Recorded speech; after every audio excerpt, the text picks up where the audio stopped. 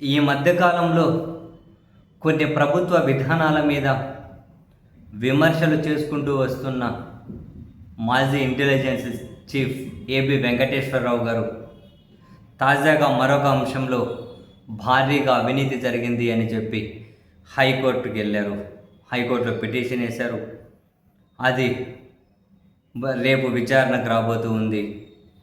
Chief justice నేతృత్వంలోని ద్విసభ్య ధర్మాసనం ముందుకు అది విచారణకు రాబోతుంది అని సెంటర్ ఫర్ లిబర్టీ, అంటే దాని చైర్మన్గా ఏబి వెంకటేశ్వరరావు గారే ఉన్నారు, సెంటర్ ఫర్ లిబర్టీ చైర్మన్గా. సో ఆ ఏబి వెంకటేశ్వరరావు గారి దగ్గర నుంచి ఒక ప్రకటన జారీ అయింది.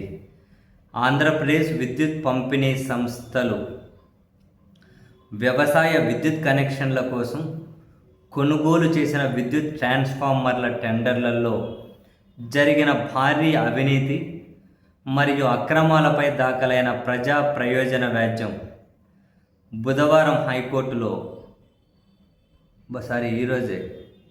బుధవారం హైకోర్టులో విచారణకు రానుంది అని ఆ మేరకు ఆ మేరకు ఆయన ఒక ముఖ్య సమాచారము అని చెప్పి మీడియా కూడా ఒక నోట్ షేర్ చేశారు.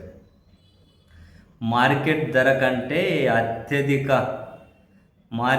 కంటే అత్యధిక ధరలకు ట్రాన్స్ఫార్మర్లు కొనుగోలు చేయడం ద్వారా ప్రభుత్వ ఖజానాకు వందల కోట్ల రూపాయల నష్టం వాటిల్లిందని ఈ బిల్ దాఖలు చేసినట్లుగా ఆయనైతే మీడియాకు ఒక నోట్ షేర్ చేశారు.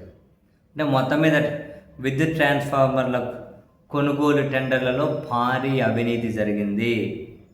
దానికి సంబంధించినటువంటి ఫైలింగ్ పత్రాలు, దానికి సంబంధించిన డాక్యుమెంట్స్ అవన్నీ కూడా కోర్టుకు సమర్పించాం. విచారణలో మరిన్ని అంశాలు చెబుతాము అన్నది ఏబి వెంకటేశ్వరరావు గారి పాయింట్. అండ్ ఇక్కడ మొత్తం మీద ఈ ప్రభుత్వంలో కొన్ని సక్రమంగా జరగడం లేదు, కొన్ని అవినీతి కార్యక్రమాలు జరుగుతూ ఉన్నాయి అని చెప్పి ఏబి వెంకటేశ్వరరావు గారు విమర్శలు చేయడంతో పాటు కొన్నింటి మీద న్యాయ పోరాటాన్ని కూడా సిద్ధపడుతూ ఉన్నట్లే కనిపిస్తూ ఉంది.